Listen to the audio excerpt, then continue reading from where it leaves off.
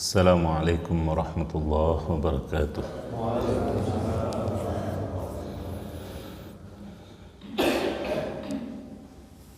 Innal hamdalillah nahmaduhu wa nasta'inuhu wa nastaghfiruh wa na'udzu billahi min shururi anfusina wa sayyiati a'malina. May yahdihillahu fala mudilla lahu wa may yudlilhu falan tajida lahu waliyyan murshida. Asyhadu an la ilaha illallah wahdahu la syarika lah wa asyhadu anna Muhammadan abduhu wa rasuluh. Salawatullahi wa salamuhu alaihi wa ala alihi wa sahbihi wa sallama tasliman katsira. Ya ayyuhalladzina amanu taqullaha haqqa tuqatih wa la tamutunna illa wa antum muslimun. Ya ayyuhalladzina amanu taqullaha wa qulu qawlan sadida yuslih lakum a'malakum wa yaghfir lakum dhunubakum. Wa may yuti'illaha wa rasulahu faqad faza fawzan 'azima. Amma ba'd. Fa inna khairal kalami kalamullah wa khairal hadi hadi Muhammadin sallallahu alaihi wasallam wa syarrul umuri muhdatsatuha wa kullu muhdatsatin fi dinillahi bid'ah wa kullu bid'atin dhalalah. Ma'asyiral aba' wal ummahat wal ikhwa wal akhawat. Kembali kita panjatkan puja-puji syukur kehadirat Allah Subhanahu wa taala atas berbagai limpahan nikmat karunia-Nya. Salawat dan salam kita haturkan kepada Nabi tercinta termulia Muhammad sallallahu alaihi wasallam, begitu pula kepada keluarga beliau, para sahabat setia beliau dan seluruh pengikutnya. Jamaah yang saya hormati dan dirahmati oleh Allah, kita lanjutkan kajian kita tentang kitab Al-Adabul Mufrad, di mana pada kesempatan yang lalu kita telah selesaikan babus syahna. Kemudian Imam Muhammad bin Ismail Al-Bukhari rahimahullah mencantumkan bab baru, yaitu bab man asyara ala akhihi wa illam yastashirhu. Bab memberikan arahan ataupun pendapat, ide, gagasan meskipun tidak diminta oleh saudaranya. Nah, artinya melihat sesuatu yang kurang pas, dikasih masukan agar pas. Ini maksudnya. Adakah dalilnya hal yang semacam ini? Di sini disebutkan dari Wahab bin Kaisan, di mana Wahab bin Kaisan ini sempat bertemu dengan Ibnu Umar radhiyallahu anhuma. Beliau bertemu dengan Ibnu Umar. Kemudian beliau menceritakan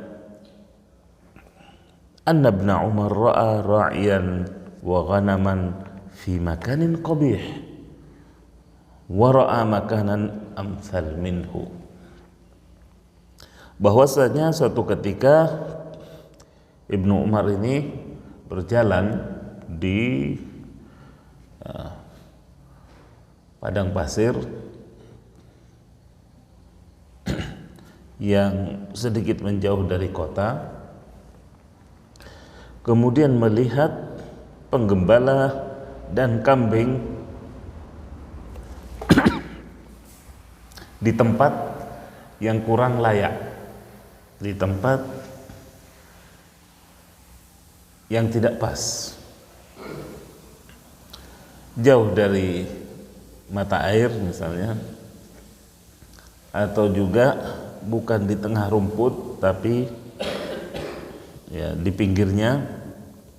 Sedang Ibnu Umar melihat kalau bergeser ke kanan atau ke kiri itu lebih tepat untuk jumlah kambingnya juga Faqala lahu, kemudian Ibnu Umar menyapa sekaligus memberikan masukan atau nasihat kepada penggembala. Waihak ya ra'i, hawilha fa inni sami'tu Rasulullah sallallahu alaihi wasallam yaqul kullu ra'in mas'ulun an ra'iyatih. Celaka engkau wahai penggembala. Kalimat waihak ini sebenarnya maksud kata celaka di sini bukan mendoakan kecelakaan, tidak.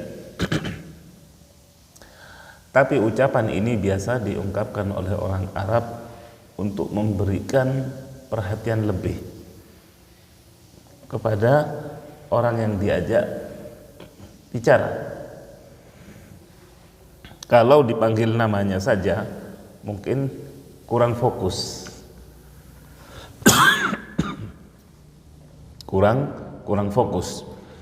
Maka lafal ini adalah untuk sekali lagi menarik perhatian lawan bicara. Dan kata ini tidak dimaksudkan seperti yang terlintas, karena kata ini juga sering diucapkan oleh Rasulullah Sallallahu Alaihi Wasallam kepada beberapa sahabat. Ya. Kepada Muaz misalnya, waihak ya Muaz afattanun, ketika beliau menegur Muaz yang mengimami dengan bacaan yang panjang, ya, pakai kata ini.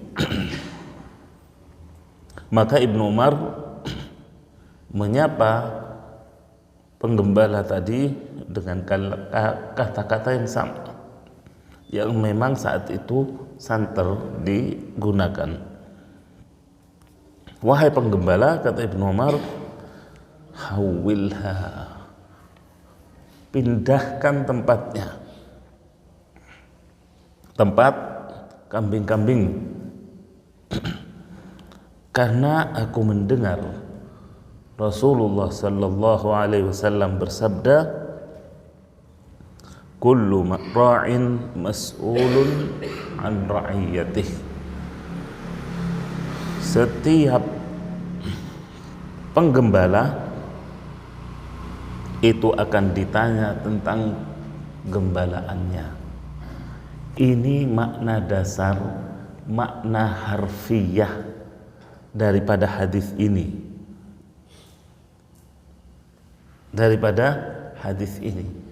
Kemudian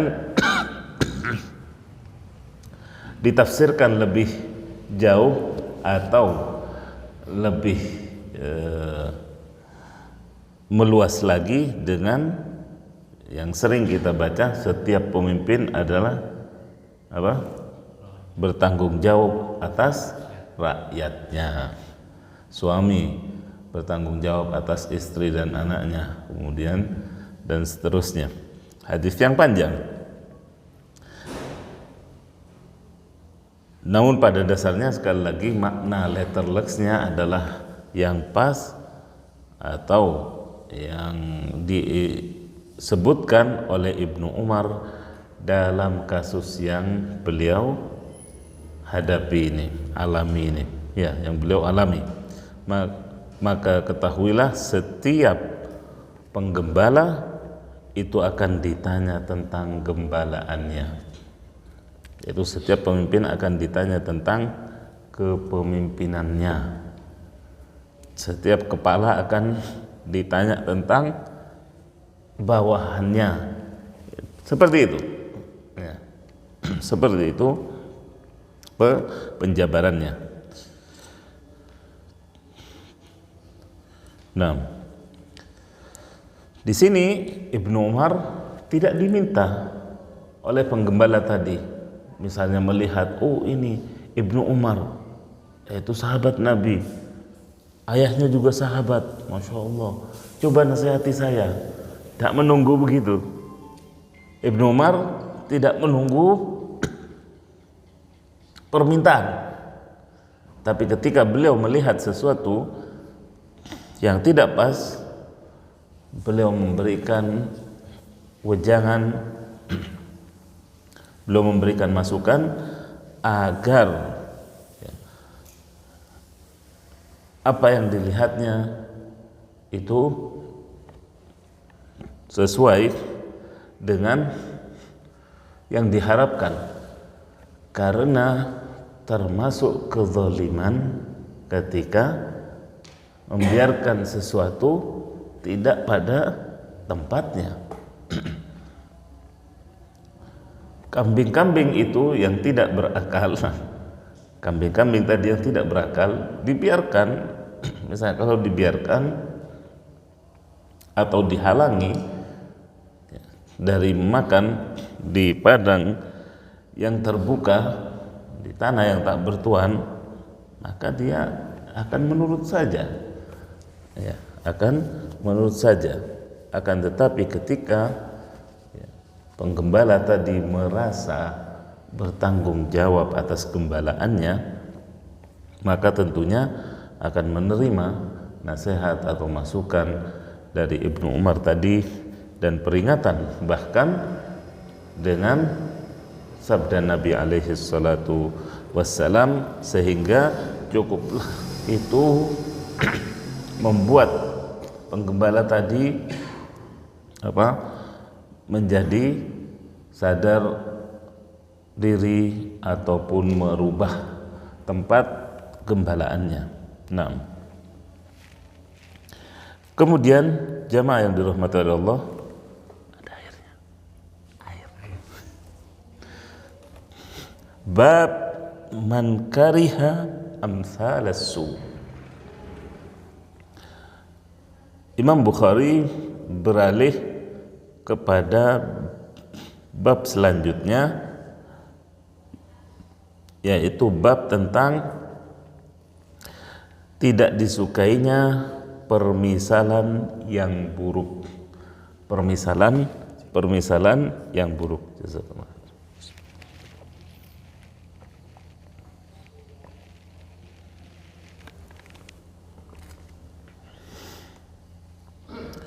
Permisalan yang buruk. Artinya cukuplah sebagai cambuk ketika Rasulullah sallallahu alaihi wasallam memberikan permisalan yang buruk, maka jangan mendekati apalagi melakukan perbuatan tersebut. Untuk lebih jelasnya, di sini Imam Al-Bukhari rahimahullah membawakan satu riwayat dari Ibnu Abbas radhiyallahu anhuma, kembali dari sahabat muda.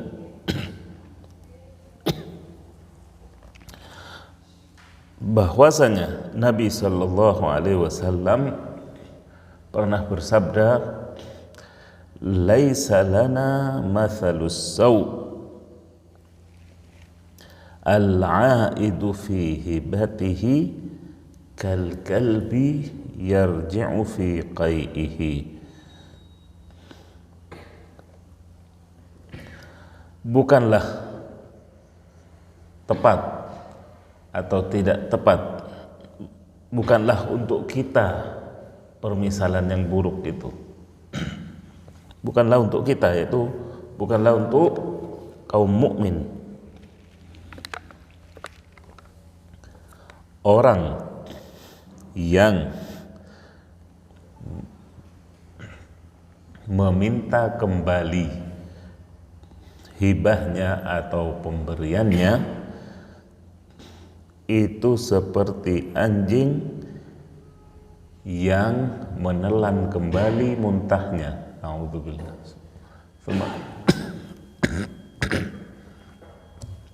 Na'udzubillah, summa na'udzubillah.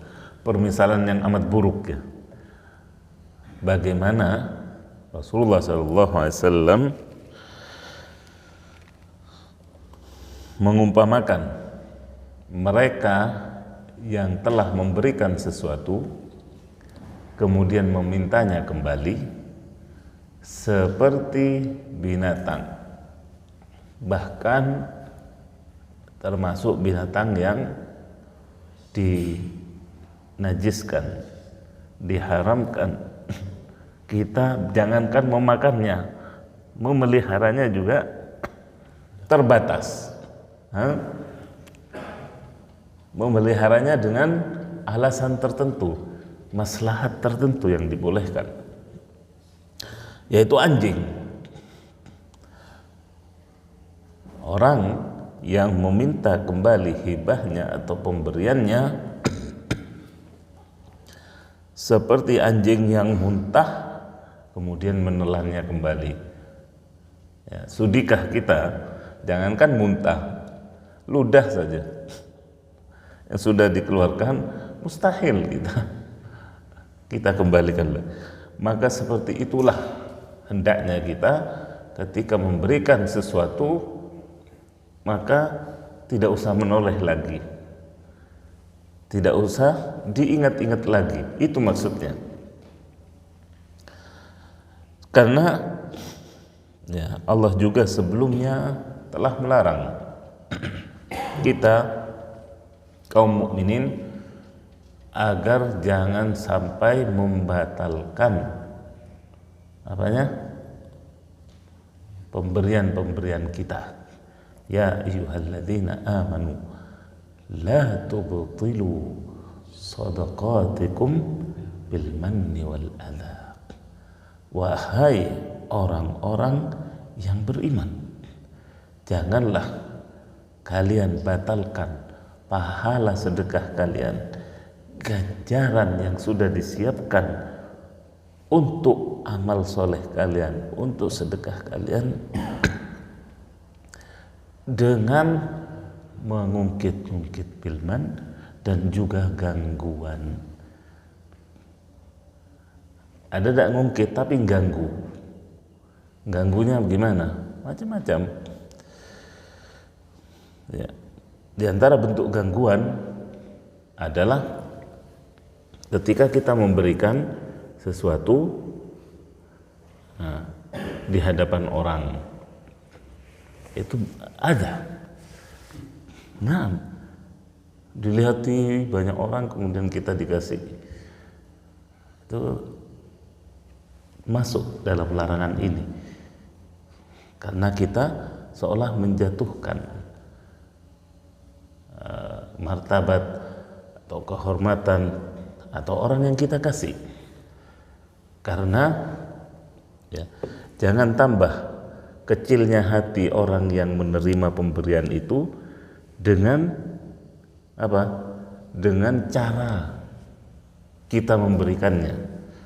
Makanya termasuk sedekah yang sangat utama ketika tangan kita memberi, yang kanan, tangan kiri kita tidak tahu. Ya, termasuk ya, orang yang dijanjikan oleh Allah Subhanahu wa taala dengan naungannya, ya, dengan naungannya di saat di padang mahsyar tidak ada naungan, yaitu orang yang seperti ini bersedekah dengan diam-diam, dengan sembunyi-sembunyi, sehingga orang-orang terdekat kita saja juga bahkan tidak mengetahuinya. Ini luar biasa. Ya. Ini sesuatu yang luar biasa. Dan diantara contohnya adalah apa yang dipraktikkan oleh Zainal Abidin Ali ibnul Husain ibnu Ali, ya, radhiyallahu anhum ajma'in, cucunya Ali bin Abi Thalib, di mana beliau sampai-sampai ya begitu rahasianya tidak diketahui amalannya itu memberi ngasih sama orang kecuali setelah wafat. Maksudnya gimana? Iya, orang-orang di Madinah biasa yang fakir miskinnya itu ketika subuh mau berangkat ke masjid, mau sholat, menemui apa? Gandum, kurma, ataupun bahan pangan lainnya di depan pintunya, di depan pintu rumahnya. Kemudian mereka terbiasa dengan hal ini sampai beberapa lama waktunya, beberapa tahun, bahkan tahunan. Kemudian kapan diketahuinya? Ketika sudah terputus. Ketika sudah terputus pemberian itu, kemudian juga bekas di punggung Zainal Abidin itu sendiri yang menghitam karena biasa memikul pikulan yang berat. Dan penduduk Madinah merasakan kehilangan Zainal Abidin sekaligus juga kehilangan kebaikannya, yaitu sedekahnya tadi. Nah, ini bagaimana ya contoh gemilang, contoh yang sangat memukau dari termasuk cucunya Rasulullah Sallallahu Alaihi Wasallam dalam mempraktekkan sedekah yang tersembunyi. Dan alhamdulillah, mungkin pernah saya juga sampaikan, tetap ada kebaikan sebagaimana yang disabdakan oleh Nabi sendiri, bahwasanya kebaikan pada umatku itu akan bersambung sampai kiamat tiba. Kebaikan pada umatku, kata Nabi SAW, akan bersambung sampai kiamat tiba. Meskipun ada keburukan-keburukan, tapi kebaikan itu tetap juga ada pada umat Muhammad sallallahu alaihi wasallam, termasuk dalam bab ini, dalam bab sedekah secara rahasia atau sembunyi-sembunyi. Nah,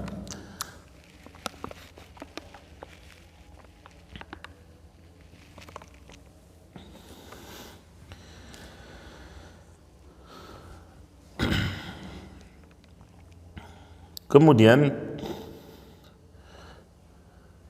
berkenaan dengan pemberian ini dikecualikan adalah pemberian orang tua kepada anaknya. Pemberian orang tua kepada anaknya yang bisa dicabut. Termasuk pengecualian dari hadis ini. Nah, ketika bagaimana misalnya karena alasan-alasan yang dibenarkan atau syar'i. Bagaimana misalnya seorang ayah yang memberikan kepada seorang anaknya tetapi tidak memberikan kepada anak-anaknya yang lain, kemudian meminta persaksian Rasulullah atas pemberian tersebut. Rasulullah menanyakan, apakah semua anakmu dapat seperti anak si A, anakmu yang ini? Tidak. Maka pergilah, kata Rasulullah, jangan persaksikan aku terhadap kezaliman atau kebatilan. Maka dikatakan bahwasanya ayah tadi mengurungkan hibahnya, tidak jadi memberikan kepada anaknya. Ini tidak termasuk dalam hadis ini, pengecualian. Begitu pula beberapa contoh yang lain yang mungkin tidak hadir di benak saya saat ini. Baik, jamaah yang dirahmati oleh Allah, bab berikutnya, bab ma dzukira fil makri wal khadi'ah. Bab tentang makar dan tipu daya. Makar dan tipu daya. Dari Abu Hurairah radhiyallahu an bahwasanya Rasulullah sallallahu alaihi wasallam bersabda, al-mu'minu ghirrun karim wal fajiru khabbun la'im. Ya. Al-mu'min ghirrun karim wal fajir khabbun la'im. Di sini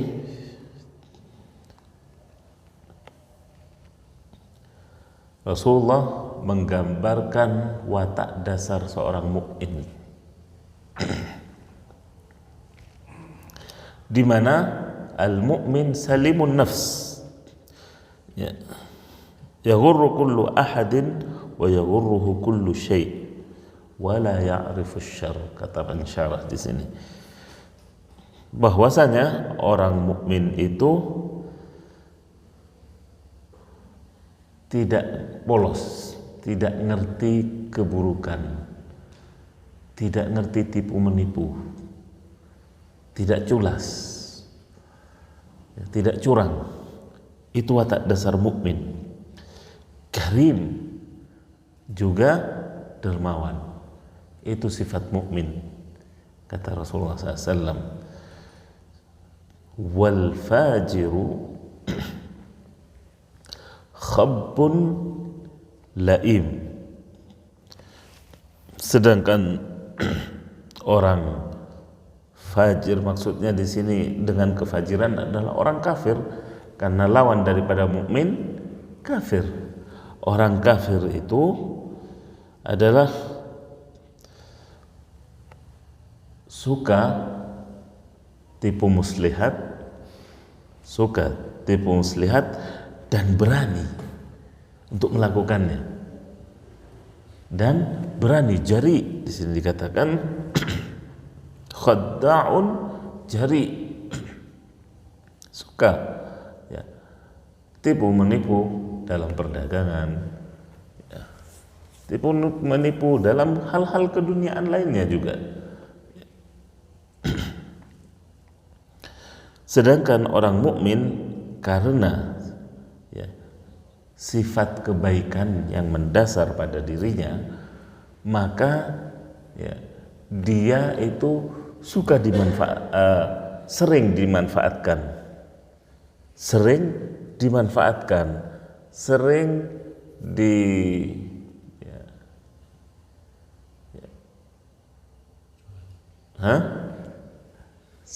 sering dipermainkan, ditipu, bukan karena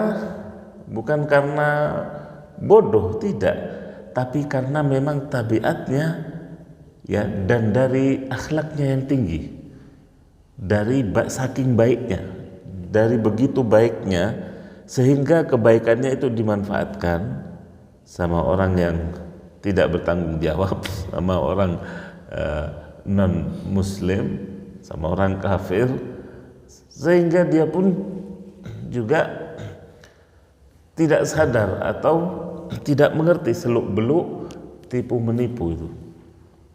Itu maksud dari hadis ini, bahwasanya ghirrun karim, yaitu watak dasar baiknya itu, kebagusan akhlaknya itu akan kemudian menyeretnya kepada qillatul fatanah lisyarr, tidak paham seluk-beluk tipu daya dalam hal-hal keduniaan, dalam perdagangan, bagaimana menyembunyikan aib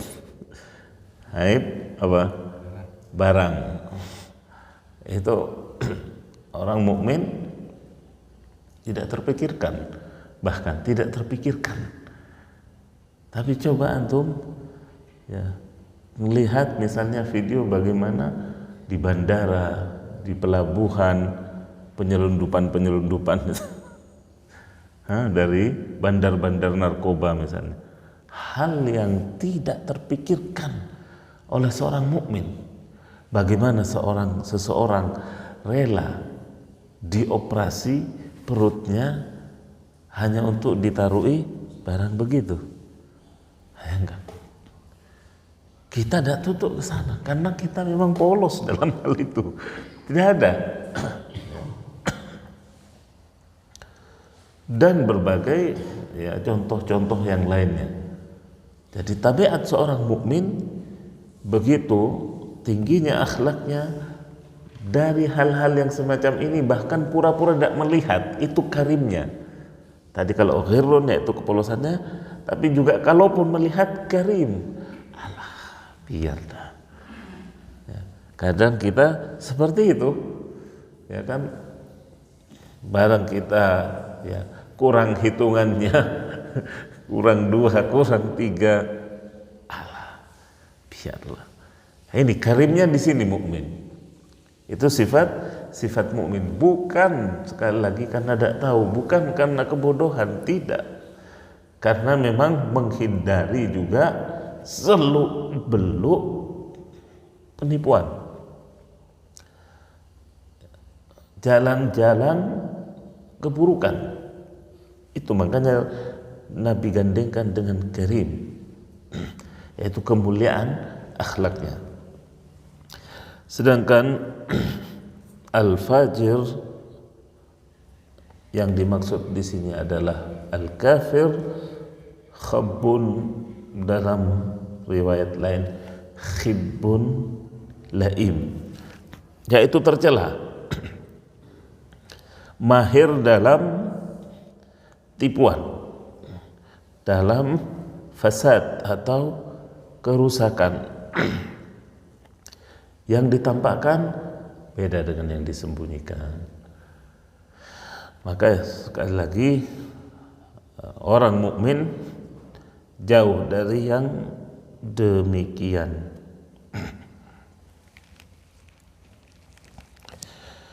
Jamaah yang dirahmati Allah,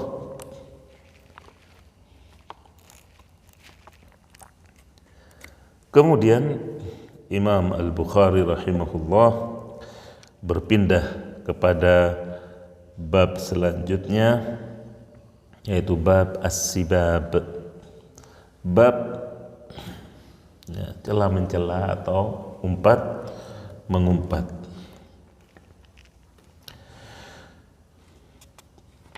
Riwayat dari seorang sahabiyah, seorang sahabat wanita, Ummu Darda. Sebenarnya ini adalah athar, bukan hadis, yaitu athar, karena perkataan atau perbuatan dari seorang sahabat yang tentunya biasanya juga berhukum rafa kepada Nabi Sallallahu Alaihi Wasallam, bahwasanya suatu ketika beliau didatangi oleh seorang laki-laki, seorang laki-laki yang menyampaikan kepada Ummu Darda, wahai Ummu Darda, inna rajulan nala minki inda Abdul Malik bin Marwan, sesungguhnya ada orang yang melaporkan Anda kepada Khalifah Al-Umawi Abdul Malik bin Marwan. Yaitu laporan, kira-kira laporan bagus. Ya, biasanya ya, tentunya jelek. Yaitu laporan yang bersifat negatif, yang bisa mengakibatkan apa? Hilangnya nyawa, bahkan kalau sudah urusan lapor ke khalifah itu bisa urusannya nyawa yang melayang. Kemudian apa tanggapan Ummu Darda? Subhanallah, in nu'ban bima laysa fina fatalama zukkina bima laysa fina. Begitu teguhnya iman dan pendirian Ummu Darda ini sehingga tidak terpengaruh dengan laporan lelaki yang datang kepada beliau. Apa kata Ummu Darda? Kalau ada yang menyebutkan kita, artinya mengada-ngada, mengarang-arang omongan tentang kita, sedang kita tidak demikian, maka juga berapa banyak orang yang memuji-muji kita, padahal juga kita tidak patut untuk pujian itu. Ya. Ini sekali lagi menunjukkan ketegaran dan keteguhan iman serta prinsip Ummu Darda dalam menghadapi komentar orang. Dalam menghadapi komentar orang.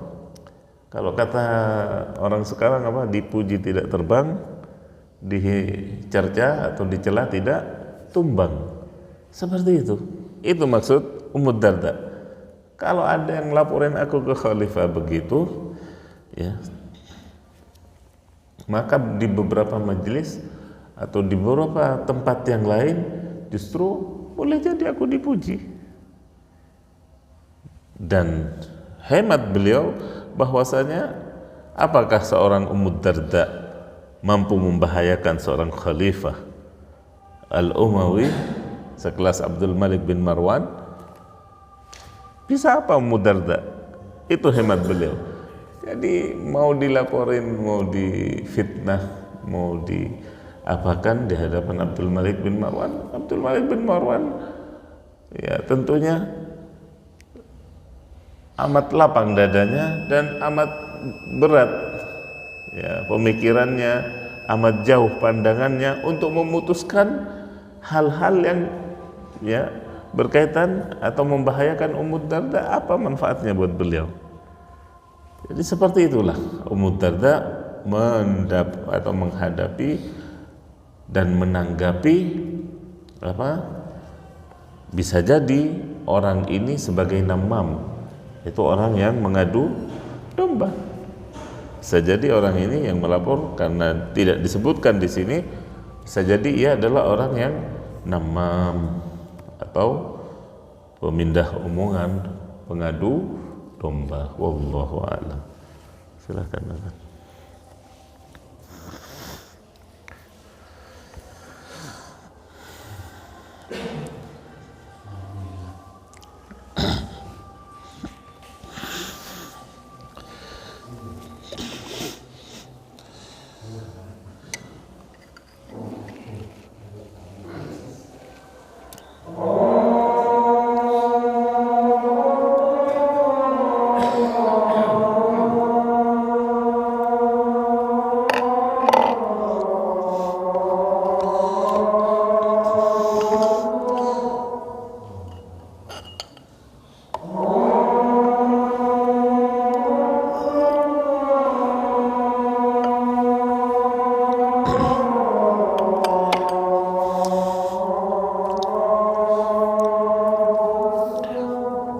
Allahu Akbar.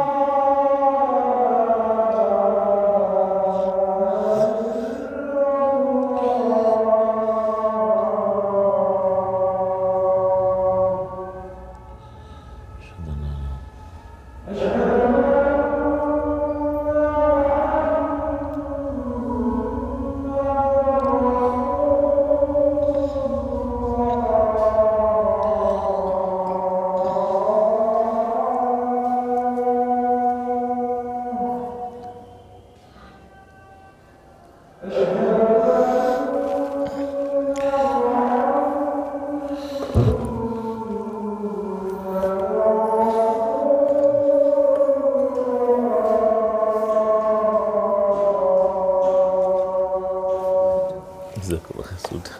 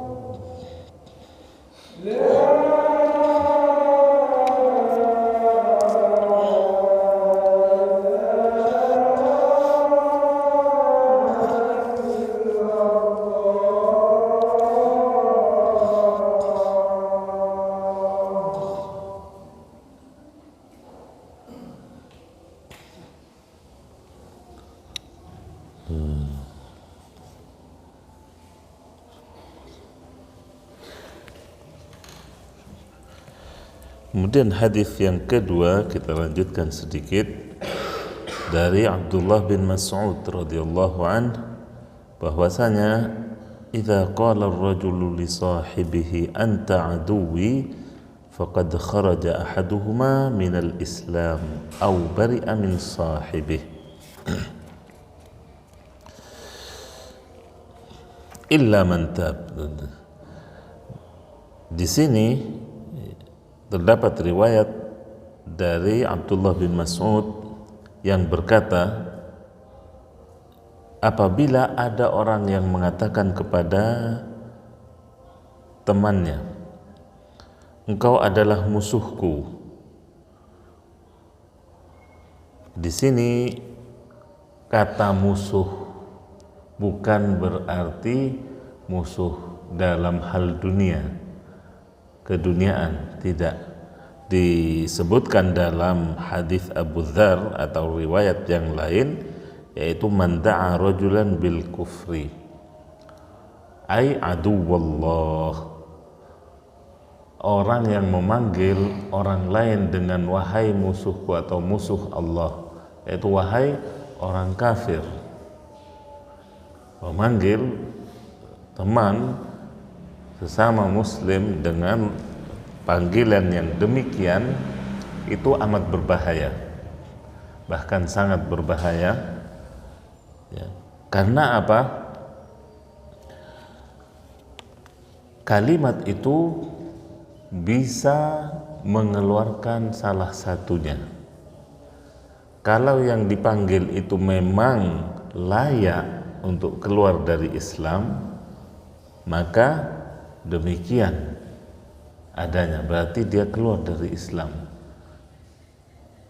Sebaliknya, jika tidak layak walaysa kadzalik illa harat alaih, kalimat tadi sebagai musuh Allah akan kembali kepada pengucapnya, yang berarti mengeluarkan dirinya sendiri dari lingkaran Islam. Dua-duanya fatal, dua-duanya bahaya besar. Baik kita mengeluarkan saudara kita, teman kita dari Islam, atau lebih parah lagi kalau tidak sesuai, tidak memenuhi syarat orang tadi yang kita cap sebagai musuh Allah, yaitu orang kafir. Musuh Allah siapa? Orang kafir. Maka bisa kembali kepada kita, pengucapnya. Maka hal ini sekali lagi adalah membuka atau mengundang bahaya besar. Ucapan yang demikian, wahai musuh Allah, wahai orang kafir misalnya, maka ucapan-ucapan yang demikian sekali lagi mengundang bahaya besar, baik kepada orang yang divonis atau dinyatakan sebagai musuh Allah, atau kepada pengucapnya, kepada pengucapnya yang tidak mengontrol ucapannya, karena ibaratnya bisa menjadi bumerang. Gimana bumerang? Maksudnya dilempar untuk orang, kena dirinya sendiri. Seperti itu ucapan, sekali lagi, ucapan yang betul-betul berbahaya seperti ini tidak sepatutnya keluar dari mulut seorang muslim atau mukmin. Kalaupun kita melihat apa-apa hal-hal besar, dosa-dosa besar yang dilakukan oleh teman atau saudara kita, maka kita pun tidak berhak untuk mengucapkan kalimat ini. Apalagi muslim baik-baik, apalagi mukmin, menjaga sholatnya, menjaga puasanya, menjaga syiar-syiar Islamnya, maka sekali lagi bahaya besar, karena kalimat itu akan harat alaih, kembali kepada pengucapnya, yang akan bisa naudzubillah menjebloskannya atau menyeretnya ke dalam neraka. Karena orang kafir di mana tempatnya? Di neraka. Naudzubillah tsumma naudzubillah. Barangkali itu yang bisa saya sampaikan pada kesempatan kali ini, mudah-mudahan bermanfaat. Ada pertanyaan? Silakan. Bismillah. Pernah kita jumpai itu ada orang beramal sedekah mengenai sesuatu barang ke yayasan gitu, yayasan sosial gitu. Setelah yayasannya itu tutup, Ustaz, barang itu diminta kembali dan dikasihkan ke yayasan yang lainnya. Apakah itu termasuk yang hadis yang dibahas tadi? Kalau kasusnya seperti yang disebutkan tadi, yaitu bukan untuk dirinya sendiri, dia mengambilnya karena melihat pemberiannya tadi disia-siakan, kemudian ada pihak yang butuh dan bisa menggunakannya, maka itu tidak termasuk dalam hadis tadi, karena dia tidak menarik pembeliannya, bukan dimanfaatkan dirinya, tapi salah naruh, dia mau taruh di tempat yang lebih tepat, maka ini tidak termasuk sabda Nabi atau perumpamaan jelek yang diberikan oleh Nabi tadi.